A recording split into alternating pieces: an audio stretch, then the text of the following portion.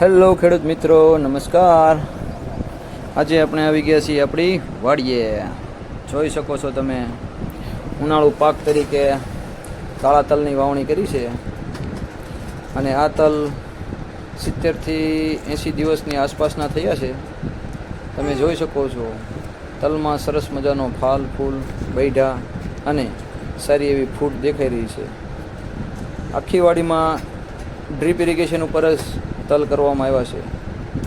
પણ એક બાજુ વરસાદની આગાહી, માવઠાની આગાહી અને સતત પવન ફૂંકાઈ રહ્યો છે. શું લાગે છે, ડ્રીપ ઇરિગેશનમાં તલનો શું ઉતારો આવશે?